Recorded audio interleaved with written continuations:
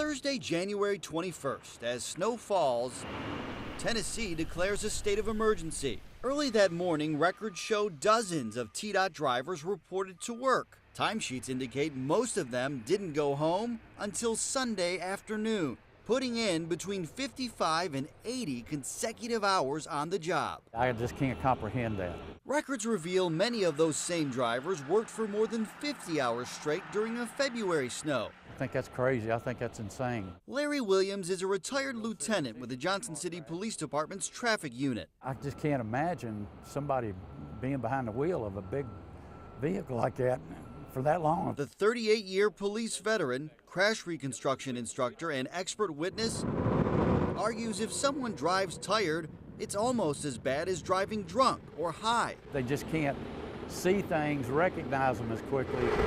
The brain can't go through that decision-making process as quickly, so it takes them longer to react to the situation. In order to make sure the roads are clear for first responders, federal law allows snowplows and salt truck drivers to remain behind the wheel as long as necessary.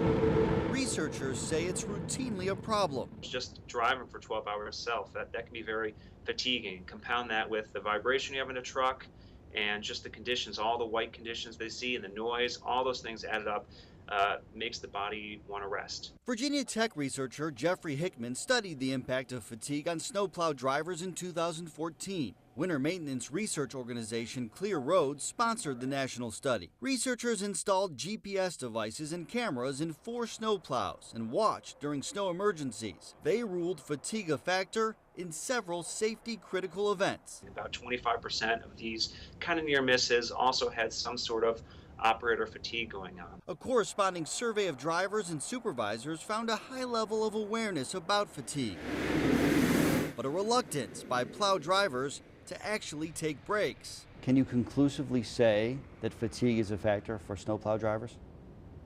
I think most certainly, given the time on task during winter emergencies, there's no doubt that it becomes a factor. A few TDOT employees told us as much, all anonymously. One Plow driver reported getting just 3 to 4 hours of sleep pulled over on the side of the road during more than 50 hours of work, forced to nap after bouncing off reflectors and rumble strips. Is that safe? Well, I can't speak to what that plow truck driver was talking about, but if there are any concerns that they have, they need to talk to us. TDOT maintains its supervisors keep in constant contact with drivers at all times, making them pull over or rest on cots at headquarters whenever they can, especially when they're tired. But the agency concedes in severe weather, due to staffing, naps are few and far between. Some people are going to hear that dozens of plow drivers were on the clock for almost 4 days and be shocked by that and maybe a little bit scared about not only the plow driver's safety, but the public's safety. Our snowplow truck drivers are working long hours.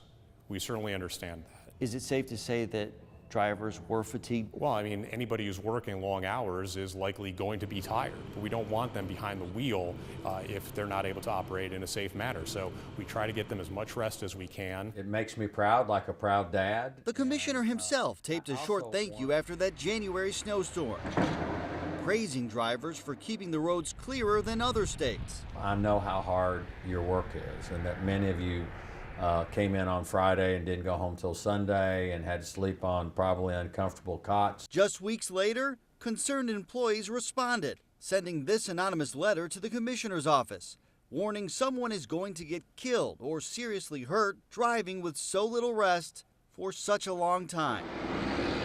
As a result, the agency says it reminded supervisors to monitor workers for fatigue. We raised our first questions with TDOT 4 days later. On Valentine's Day, the agency held a meeting with all snowplow drivers. On February 14th, just days after we started asking questions, TDOT instituted a new snowplow schedule. A spokesperson said the change had nothing to do with our inquiries, but a major part of the change is to make sure drivers get more rest. After years of running on another schedule, the agency says it's committed to the new schedule. This allows us to use our crews more efficiently, and at the same time, it does all we can to get them as much rest as we can. Spokesperson Mark Nagy says that doesn't mean drivers still won't work long hours, particularly in emergencies. But this new schedule aims to secure drivers 8 hours of sleep when possible. The agency also hopes drivers will feel comfortable giving their bosses a heads up when they need a break.